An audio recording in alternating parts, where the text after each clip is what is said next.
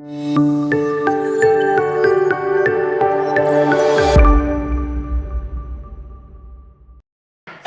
New year వచ్చేస్తుంది.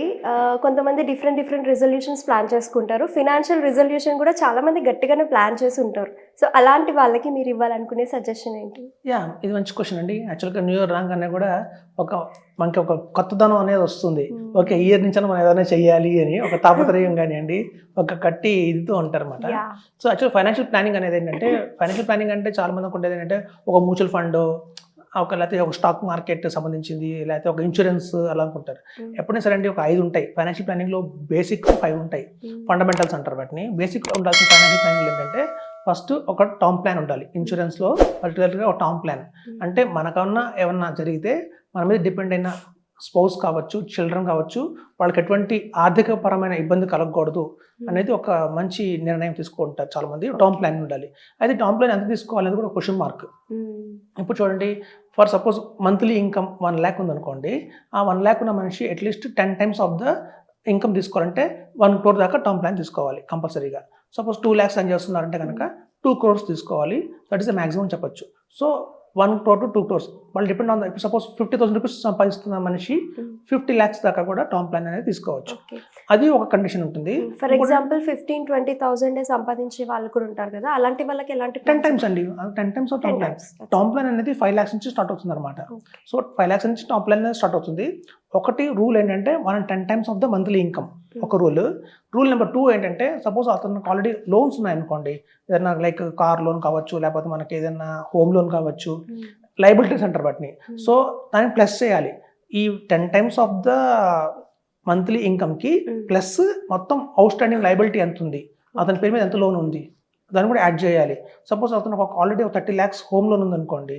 So ఈ 1 crore ఆ 30 lakhs హోమ్ లోన్ కూడా యాడ్ చేయాలన్నమాట. యాడ్ చేసి 1 crore 30 lakhsకి మన టర్మ్ ప్లాన్ అనేది తీసుకోవచ్చు. సో అది బేసిక్ రూల్. సో ఫస్ట్ ఏంటంటే లైఫ్ ఇన్సూరెన్స్లో టర్మ్ ప్లాన్ అనేది ఫస్ట్ థంబ్ రూల్. సెకండ్ అంటే హెల్త్ ఇన్సూరెన్స్. ఇప్పుడు చూడండి, మనం చాలా కష్టపడి దాచుకుంటాం డబ్బులన్నీ. సో కానీ సపోజ్ అన్ఫార్చునేట్గా డెంగ్యూ వచ్చింది అనుకోండి, డెంగ్యూ కావచ్చు, మలేరియా కావచ్చు, ఏదన్నా కొంచెం పెద్ద డిసీజ్ వస్తే మొత్తం హాస్పిటల్కి అయిపోతుంది. మనం దాచుకుందంతా మళ్ళీ హాస్పిటల్కి వెళ్ళిపోతుంది. సో కాబట్టి ఏంటంటే మనం ఒక హెల్త్ ఇన్సూరెన్స్ అనేది కంపల్సరీగా ఉండాలి, ప్రతి మనిషికి అడ్వైస్ చేస్తున్నాం. సో ఇది ఎంత తీసుకోవాలి అంటే, వాళ్ళ యాన్యువల్ ఇన్కమ్ ఎంతైతే ఉంటుందో దాన్ని 2 times తీసుకోవాలి. 2 times. సపోజ్ ఒక per annum 5 lakhs సంపాదిస్తున్నారు అనుకోండి. 5 lakhs సంపాదిస్తున్నారంటే ఇంటూ 2 times అంటే 10 lakhs దాకా సమ్ అష్యూర్డ్ అనేది ఉండాలి. సపోజ్ per annum 2 lakhs సంపాదిస్తున్నారు అనుకోండి, అంటే 25,000 రూపీస్ పర్ మంత్ సంపాదించాలంటే 3 lakhs అవుతుంది. సో 3 lakhs సంపాదిస్తుంటే మనం 6 lakhs దాకా, 5 lakhs or 6 lakhs దాకా మనం తీసుకోవచ్చు. సో ఒకటి గుర్తుంచుకోండి, మనం యాన్యువల్ ఇన్కమ్కి 2 times తీసుకోవాలి. అది మనకి హెల్త్ ఇన్సూరెన్స్ ఉన్న బ్రాకెట్. సో హెల్త్ ఇన్సూరెన్స్లో చాలా మంది ఏంటంటే ఒక 50 lakhs కూడా వస్తుంది, 1 crore వన్స్ ఇయర్ కూడా తీసుకునే వాళ్ళు ఉంటారు. ఎందుకంటే ఇన్కమ్ పెరుగుతున్న కొద్దీ ఏమవుతుందంటే వాళ్ళ లైఫ్ స్టైల్ పెరుగుతుంది. ఇప్పుడు చూడండి, ఈ సమ్ అష్యూర్డ్ బట్టి మనకి బయట హాస్పిటల్లో రూమ్ రెంట్ డిసైడ్ అవుతుంది. ఇప్పుడు సపోజ్ ఒక 10 lakhs పాలసీ తీసుకున్నారు అనుకోండి, 1% ఆఫ్ ద రూమ్ రెంట్ ఇస్తారు. అంటే 10,000 rupees per day room rent కింద మనకి వస్తుందన్నమాట, ఎలిజిబిలిటీ ఉంటుంది. ఇప్పుడు చూడండి, చాలా హాస్పిటల్స్ మన హైదరాబాద్లో చూస్తే లైక్ కేర్ కానివ్వండి, అపోలో కానివ్వండి, లేదా యశోద కానివ్వండి, ఒక సింగిల్ ఏసీ రూమ్ కావాలి అంటే వాళ్ళు పర్ డే 10,000 రూపీస్ ఛార్జ్ చేస్తున్నారు. అంటే మనకి మినిమంగా 8 lakhs to 10 lakhs పాలసీ ఉండాలి. ఉంటేనే మనకి ఎలిజిబిలిటీ ఫర్ సింగిల్ బెడ్రూమ్ అనేది ఉంటుంది. మనం 5 lakhs పాలసీ తీసుకున్నాం అనుకోండి, అప్పుడు షేర్డ్ రూమ్ వస్తుంది. సో దానికంటే ఇది బెటర్ కాబట్టి అందుకే చెప్తాం, మనకి స్టేటస్ పెరుగుతుంది. ఇప్పుడు చూడండి, ఒక 10 lakhs per annum ప్యాకేజ్ ఉంది అనుకోండి, వాళ్ళకి కొంచెం లైఫ్ స్టైల్ ఎక్కువగా ఉంటుంది. వాళ్ళు మనం షేర్డ్ అకామిడేషన్ అంటే కొంచెం వాళ్ళకి ప్రాబ్లమ్, సాలరీ పెరిగే కొద్ది కాస్ట్ ఆఫ్ లివింగ్ వాళ్ళది కూడా పెరిగిపోతుంటుంది. కొంతమంది ఇంకా హై ప్రొఫెషనల్స్ ఉంటారు, లేకపోతే కొంచెం ఇండస్ట్రియలిస్టులు ఉంటారు. వాళ్ళకి కావాలంటే వాళ్ళకి సూట్స్ కావాలి. వాళ్ళకి మనం ఇట్లా 10 lakhs పాలసీ తీసుకున్నాం అనుకోండి, సింగిల్ ఏసీ రూమ్ కాదు, మాకు హాస్పిటల్లో కూడా సూట్స్ ఉంటాయి. ఇప్పుడు హాస్పిటల్స్ లగ్జరీస్గా తయారైనాయి. సో వాళ్ళకి మనం 1 year అలా మన పాలసీ సజెస్ట్ చేయాలి. కాబట్టి ఒకటే రూల్ ఏంటంటే, మన యాన్యువల్ ఇన్కమ్ ఎంత ఉంటుందో into 2 times is the sum assured వాళ్ళు తీసుకుంటే వాళ్ళకి ఇటువంటి ఇష్యూస్ రాకుండా ఉంటాయి. సో అది మనకి లైఫ్ ఇన్సూరెన్స్ టర్మ్ ప్లాన్ అయిపోయింది, నెక్స్ట్ హెల్త్ ఇన్సూరెన్స్ అయిపోయింది. తర్వాత మ్యూచువల్ ఫండ్స్ ఏంటంటే, వాళ్ళ లైఫ్లో రేపొద్దున రిటైర్మెంట్ గోల్ కావచ్చు, చిల్డ్రన్ ఎడ్యుకేషన్ గోల్ కావచ్చు.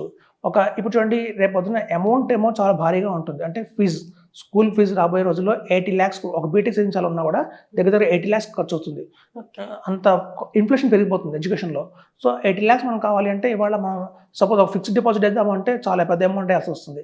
సో మన ఇన్వెస్ట్మెంట్ చేసే అమౌంట్ తక్కువ ఉండాలి, మన గోల్ పెద్ద అమౌంట్ రీచ్ అవ్వాలి అంటే మాత్రం మ్యూచువల్ ఫండ్స్ ఒకటే is the best way. So కాబట్టి ఏంటంటే మ్యూచువల్ ఫండ్స్లో కంపల్సరీగా ఇన్వెస్ట్మెంట్ చేయాలి. ఇప్పుడు చూడండి, చాలా మంది స్టాక్ మార్కెట్లో ఇన్వెస్ట్మెంట్ చేయండి, మ్యూచువల్ ఫండ్స్లో ఇన్వెస్ట్మెంట్ చేయండి అని చెప్తున్నారు. కానీ ఇందులో రిస్క్ కూడా ఉంది. ఇప్పుడు చూడండి, మనం లాంగ్ టర్మ్ ఆలోచిస్తున్నాం. లాంగ్ టర్మ్ అంటే ఇవాళ నుంచి ఒక నెక్స్ట్ 15 ఇయర్స్కి 20 ఇయర్స్కి మనం ప్లాన్ చేస్తున్నాం. ఈ 20 ఇయర్స్ గ్యాప్లో ఏమైనా అవ్వచ్చు. గ్లోబల్లో ఏమైనా అవ్వచ్చు అంటే రేపు ఒక అమెరికాకి చైనాకి వార్ రావచ్చు. మనం ఊహించామా ఉక్రెయిన్కి వార్ వస్తుంది, రష్యాకి అని ఊహించలేదు కదా. సో కోవిడ్ లాంటిది వస్తుంది మనం ఊహించామా, ఊహించలేదు. సో ఏదైనా పెద్ద కెలామిటీ కావచ్చు, ఏదైనా వైరస్ డిసీజ్ కావచ్చు, అలాంటిది ఏదైనా పెద్దది వస్తే మాత్రం సెన్సెక్స్ స్టాక్ మార్కెట్ అనేది పడిపోతుంది. ఎందుకంటే stock market only depend on India మీద కాదు, మొత్తం గ్లోబల్ మీద డిపెండ్ అయింది. కాబట్టి గ్లోబల్లో కూడా ఏమైనా జరిగినా దాని ఇంపాక్ట్ మన మీద ఉంటుంది. కాబట్టి మొత్తం స్టాక్ మార్కెట్ పెట్టకుండా కొంత రియల్ ఎస్టేట్ అనేది కూడా మనం పెట్టుకోవాలి.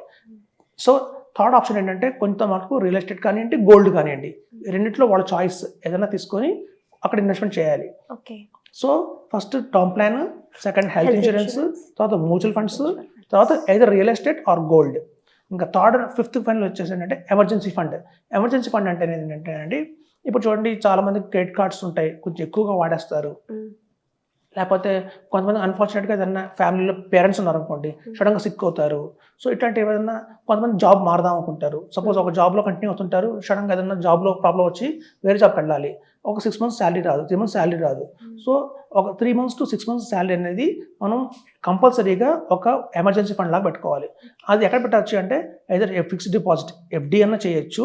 ఎందుకంటే ఎమర్జెన్సీ కాబట్టి మనమే ఎమర్జెన్సీ ఫండ్, వేరే ఎమర్జెన్సీ ఫండ్ తీసుకెళ్ళి మ్యూచువల్ ఫండ్స్లో పెట్టామనుకోండి, స్టాక్ మార్కెట్ పెట్టిందంటే మళ్ళీ ఇది కూడా పడుతుంది. కాబట్టి ఇది సేఫ్టీ, ప్రిన్సిపల్ సేఫ్టీ చూసుకోవాలి. ఇంట్రెస్ట్ ఎంత రానివ్వండి, ఇంట్రెస్ట్ ఇక్కడ మనకి ఇంపార్టెంట్ కాదు, ఆ ప్రిన్సిపల్ సేఫ్గా ఉండాలి. కాబట్టి ఏదర్ ఎఫ్డి ఫిక్స్డ్ డిపాజిట్ కానివ్వండి, లేదా ఓవర్ నైట్ ఫండ్ అంటారు మ్యూచువల్ ఫండ్స్లో, ఓవర్ నైట్ ఫండ్. ఈ మ్యూచువల్ ఫండ్స్లో ఓవర్ నైట్ ఫండ్ అనేది ఏంటంటే దానికి జీరో రిస్క్, దానికి మార్కెట్ రిస్క్ ఉండదు. మొత్తం గవర్నమెంట్ బాండ్స్లోనూ వాటిలో ఇన్వెస్ట్మెంట్ చేస్తారు కాబట్టి రిస్క్ అనేది జీరో ఉంటుంది. ప్రిన్సిపల్ మీద సేఫ్ ఉంటుంది, రిటర్న్ కూడా ఒక 5% మనం ఎక్స్పెక్ట్ చేయొచ్చు.